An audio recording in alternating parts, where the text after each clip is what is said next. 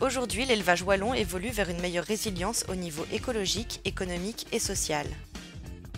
Au niveau écologique, il y a la volonté d'une meilleure autonomie alimentaire des troupeaux, d'un élevage de plein air entretenant les prairies et milieux naturels, du bio. Et ces considérations mènent à une diversification des races élevées en Wallonie. Au niveau économique, on cherche à développer une meilleure autonomie tant dans l'amont que dans l'aval de l'élevage. Par exemple, via la diversification des productions, la qualité différenciée via des cahiers des charges officiels, la maîtrise de la transformation ou de la vente des produits. Les éleveurs ont la possibilité de développer des colis de viande par l'intermédiaire d'un atelier de découpe ou bien développer une boucherie à la ferme. Enfin, au niveau social, il y a une volonté de se rapprocher du consommateur en répondant à ses attentes en termes de bien-être animal, d'écologie, de santé et en développant le circuit court, voire la vente directe. Les chiffres le montrent, cette évolution est bien en marche. Elle doit cependant faire face à un nouveau défi, la difficulté croissante d'accès à des abattoirs en Wallonie.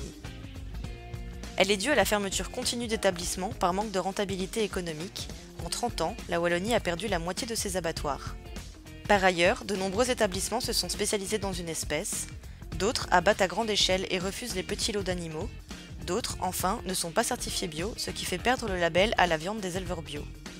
Aujourd'hui, pour de nombreux éleveurs et dans toutes les filières d'élevage, l'accès à un abattoir est devenu un véritable casse-tête. Principalement pour les bovins, ovins et porcs, comme l'illustrent ces cartes montrant en rouge la proportion par province d'éleveurs sondés qui déclarent éprouver des difficultés pour l'accès à un abattoir.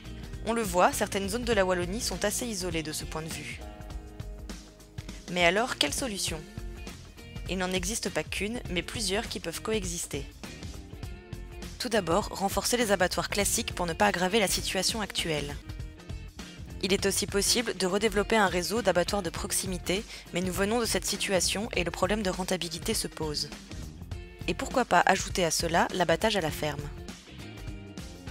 L'abattage à la ferme consiste à abattre l'animal sur le lieu d'élevage.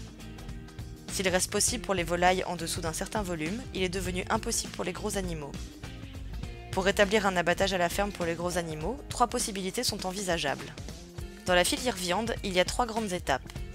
L'élevage, l'étourdissement et la mise à mort, et l'éviscération, le dépeçage et la découpe. Dans le cas d'un abattoir installé dans la ferme, l'ensemble des étapes se réalisent sur place. Dans le cas d'un abattoir mobile, l'étourdissement jusqu'à la découpe se font dans un camion d'abattage qui se rend de ferme en ferme. Une dernière piste est d'abattre à la ferme en tirant au pré et de déplacer rapidement l'animal vers un abattoir classique où seront réalisées les étapes sensibles au niveau sanitaire. Chacune de ces pistes présente ses avantages et inconvénients. Elles sont pratiquées dans certains pays. Et si l'abattage à la ferme participait à améliorer la résilience des élevages ? Dans une prochaine vidéo, nous vous présenterons les motivations de citoyens et d'éleveurs qui soutiennent la concrétisation de l'abattage à la ferme en Wallonie.